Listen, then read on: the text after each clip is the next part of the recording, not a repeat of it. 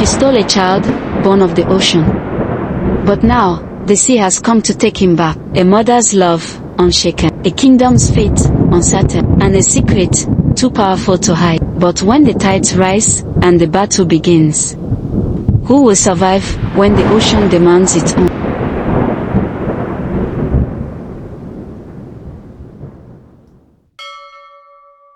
The night was heavy with silence, the kind that foretold an approaching storm. Queen Ugama sat alone in her chamber, staring at the flickering oil lamp, her mind in turmoil. She had been given less than 7 days to decide, and now the 7th day had arrived. Princess Ibi had kept her part of the agreement. She had blessed the queen with a child of her own. But fate had played a cruel trick on her. The child was a girl. According to the traditions of Egu, a girl or woman could not ascend the throne. This meant that Somtachukwu remained the only heir, the only one who could rule after King Icum. Yet how could she let him go? He was the son she had raised, the child she had found by the river, the one who had brought joy and hope to her barren heart. She had tried to suppress the unease growing within her, but the truth could not be ignored. Somtachukwu was different. She had witnessed it firsthand. The way his legs turned into a shimmering tail when submerged in water. The way the waters seemed to bend at his will. And now, with Princess Ibi's words echoing in her mind, she feared what would happen if she continued to resist. Would the mermaid princess unleash her wrath upon Egu? Would she take Somtachukwu by force? Her thoughts were interrupted by a distant sound, a horn in the night. The alarm of an attack. The kingdom of Egu was under siege. The invaders had come under the cover of darkness. A rival kingdom, long envious of Egu's prosperity, had heard whispers of a boy with extraordinary powers. They believed that capturing him would grant them dominion over the magic that had eluded them for generations. Armed warriors stormed the palace, their torches turning the night into an inferno. King Icum's guards rushed to defend the walls, but the enemy was relentless. Arrows rained down, and swords clashed in the narrow corridors of the royal grounds. Queen Ugama, gripping her newborn daughter tightly, fled towards safety, her heart pounding. Somtachukwu stood at the heart of the battle, his mind racing. He had spent his whole life in Egu, raised as a prince, loved as a son. But he was also something more. As the invaders pressed forward, something deep within him awakened. He raised his hands, and before anyone could stop him, a great wave of water surged from the royal pools, crashing into the enemy ranks with the force of a storm. The fighting ceased for a moment as all eyes turned to him, the boy who commanded the waters. The invaders realized they had underestimated their prize. But so did the people of Egu. Queen Ugama, watching from the shadows, felt the weight of her dilemma crushing her. Could she really keep Somtachukwu from his destiny any longer? If she did, would she be dooming the entire kingdom? And if she let him go, what would become of Egu and her newborn daughter? As the night raged on, one thing became clear. Somtachukwu could not remain hidden forever. The dawn after the battle arrived with eerie stillness. The invading forces had been repelled, their bodies littering the palace grounds. Yet, the air in Egu remained thick with unease. Whispers of Somtachukwu's power spread like wildfire. The people were in awe, but some were fearful. A boy who could summon the ocean's wrath. Was he a gift from the gods or a curse upon the land? Queen Ugama was not blind to their murmurs. The weight of her decision bore down on her more than ever. She knew Princess Ibi would return at any moment, expecting an answer. But how could she make this choice? She paced in her chambers, cradling her infant daughter. If she let Somtachukwu go, she would lose the son she had raised and loved. But if she kept him, she could risk angering not only the merfolk but also her own people. The elders were already questioning the boy's origins, and the attack had only intensified their curiosity. Her thoughts were interrupted when the palace shook violently. A low, rumbling sound filled the air, followed by the distant sound of rushing water. The people of Egu screamed in terror as the river that had always provided them with life now turned against them. It rose, swelling unnaturally fast, spilling over its banks and surging towards the kingdom. Princess Ibi had come. She stood at the river's edge, her shimmering scales reflecting the morning light. Her expression was not one of anger, but of sorrow and urgency. The waters obeyed her command, threatening to engulf the kingdom if Somtachukwu was not returned to his rightful place. Queen Ugama rushed to the balcony, her heart pounding. She saw her people scrambling for safety, the streets flooding as the river consumed homes and marketplaces. She turned to King Ikem, but he had no answer. This was her burden to bear. Then Somtachukwu appeared beside her. His eyes locked onto the rising tide. He did not seem afraid. Instead, he stepped forward, as if drawn to the call of the water. Queen Ugama grabbed his arm, tears streaming down her face. "My son, please." Somtachukwu placed a hand over hers. His gaze filled with understanding. He had always known he was different. He had always felt the ocean's pull, the whispers in the waves calling to him. Now he knew why. He turned away from the palace and walked toward the flood, ready to face his true destiny. As Somtachukwu stepped forward, the rushing waters seemed to part for him, welcoming him home. His bare feet touched the edge of the swelling river, and the moment his skin met the water, a powerful force rippled through the surface, sending waves outward. Queen Ugama's grip tightened involuntarily, but she could do nothing as she watched her son, walk away. Tears burned her eyes, yet no words could escape her trembling lips. Princess Ibi stood at the center of the river, her golden and green hair flowing like strands of sunlight through water.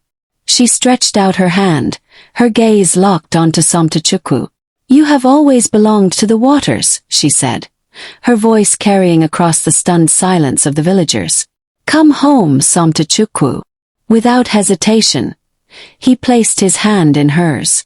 At that moment, a radiant glow surrounded them both, and in the blink of an eye, they vanished beneath the waves. The storm that had threatened to consume Egu ceased instantly.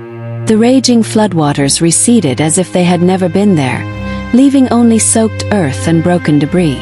The kingdom, moments ago on the brink of ruin, stood eerily still. The villagers whispered in awe and fear. Some dropped to their knees, murmuring prayers, while others stared at the river as if expecting him to rise again.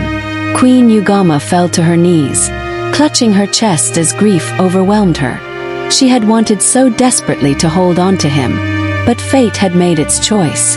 Her daughter, innocent and unaware, whimpered in her arms.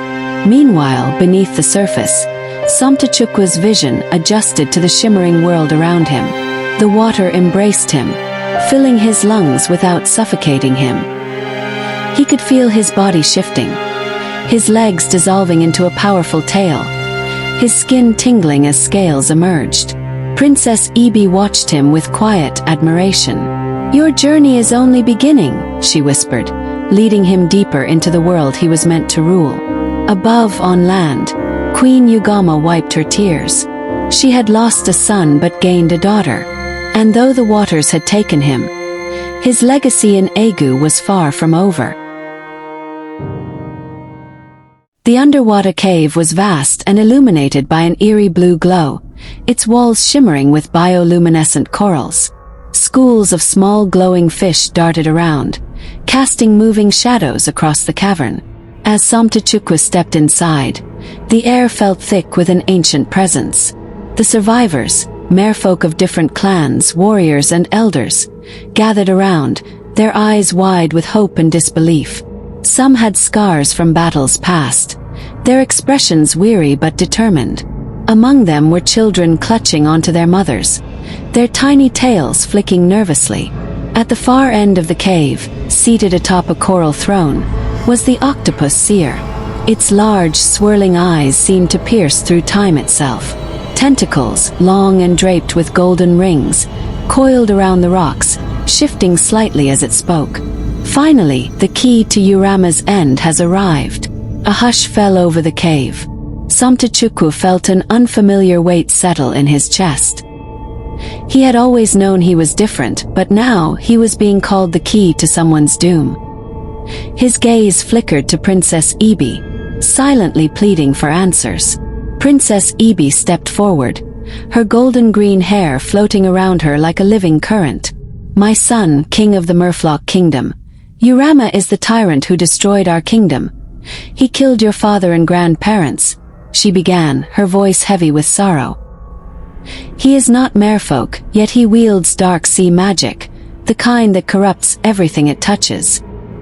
He rose from the depths, claiming to be a descendant of the old sea gods, and with that claim, he declared himself ruler of all waters." An elder mermaid with silver scales spoke up. Many refused to bow. So he slaughtered entire merfolk cities, poisoned sacred waters, and drove our people into hiding. Somtachukwu swallowed, his mind racing. "But what does this have to do with me?" The octopus seer leaned forward, its many eyes glowing. "Because, young prince, your very existence is a threat to him. You are the child of land and sea, the balance that he fears. You are the only one who can wield the power to destroy him." A murmur spread through the survivors. Some nodded in agreement, while others exchanged nervous glances. Somtachukwu took a step back, overwhelmed. He had barely come to terms with what he was, and now they expected him to defeat a tyrant. "I don't even know how to fight," he admitted. "I didn't ask for any of this." Princess Ebi placed a hand on his shoulder. "Neither did we. But you are here now and you must choose. If Urama is not stopped, the land and the sea will both suffer. He does not only want to rule the oceans, he wants to rise onto land and claim the human world as well." Somtachukwu's thoughts turned to Queen Ugama, to King Ikem, to the people of Egu who had raised him as their own. If Urama's power spread beyond the sea, they would all be in danger. He clenched his fists. He was afraid, but he also knew fear alone could not change destiny. "Then teach me," he said, his voice steady despite the storm raging inside him. "Teach me how to fight." The octopus seer let out a deep, resonating hum. "Then your training begins at once. The sea has waited long enough." As the survivors gathered around, warriors stepping forward to guide him, Somtachukwu realized that his life as a prince of Egu had ended. Now he was a warrior prince of the sea, the key to Urama's downfall, and there was no turning back. The underwater cave seemed to pulse with energy, as if the very waters around them recognized the weight of what was to come. The octopus seer's words hung heavily in the air, and Somtachukwu could feel the anticipation of the merfolk building around him. He was no longer just the heir to a throne. He was now the beacon of hope for those who had survived Urama's destruction. Princess Ebi nodded, her golden-green hair shimmering with the movement of the currents. "The time for hiding is over," she said softly, her voice barely audible over the sound of the water. "But first we must prepare." A group of skilled warriors emerged from the crowd, their bodies adorned with intricate tattoos that told the stories of their battles.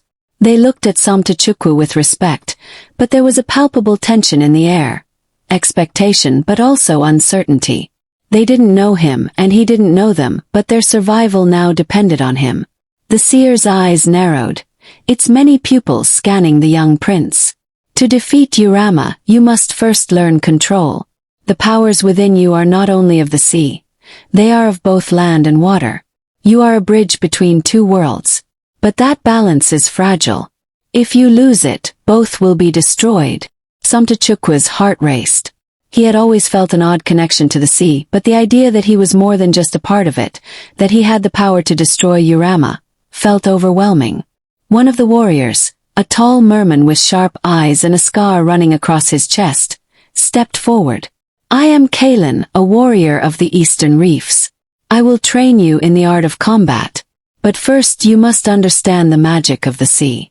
Without it, you will be no match for Urama." Somtachukwu nodded, unsure of what to expect. Kalen led him to a small pool of water, shimmering with deep blue light. He knelt, placing his hands on the surface of the water, and the liquid rippled in response. The sea is more than just water, Kalen said, his voice soft but firm. It is a living force. It responds to emotions, to will, to power. Your connection to it is deep. You must learn to harness that connection. Samtachuka hesitated, but he followed Kalen's instructions, closing his eyes and focusing on the rhythmic pulse of the water. First nothing happened. But then slowly he began to feel it, a subtle vibration, a sensation of the sea reaching back to him. Kalen's voice broke through the stillness.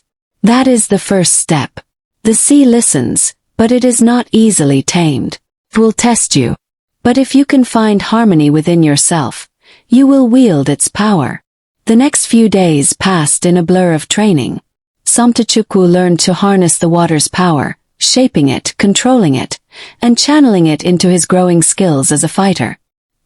He was taught to move with the fluidity of the ocean, to strike with the speed of a current, and to defend with the strength of the tides. But there was one lesson that seemed to haunt him, the battle for his heart. Late one evening after his training, Samtachuku sat alone in the cave, staring out into the inky blue water that stretched out before him. Princess Ibi approached quietly, her presence a comforting warmth in the cold, dark waters. "You're getting stronger," she said, sitting beside him. "But I can see the burden in your eyes. You are not just fighting for our people, for the sea, you are also fighting for the truth of who you are. And that is the hardest battle of all." Samtachukwu's eyes met hers. "I don't know if I can do this. I don't know if I can defeat Urama, if I can truly be what they think I am." Ibi placed a gentle hand on his arm. "You have already chosen. The moment you stepped into this cave, you chose to fight. The rest will follow." He swallowed hard, the weight of his destiny pressing on him. "I'm afraid I'm not ready." She smiled softly. "None of us are ready. But we don't have the luxury of time. Urama's power grows stronger by the day." Samtachukwu nodded, feeling the weight of her words sink deep within him. The battle ahead would not just be against a tyrant, it would be against everything that made him doubt himself. And as he stood up, the coldness of the sea surrounding him, he knew that the journey he had begun would test him in ways he could never have imagined. But he was no longer just a prince of Egu. He was the last hope for both land and sea. The final confrontation with Urama loomed closer. And when the time came, Samtachukwu would either fulfill his destiny or be swallowed by the deep, like so many others before him. But he wasn't alone. With the merfolk at his side, and the sea as his ally, he would fight. And this time he would fight for more than just survival. He would fight for the future.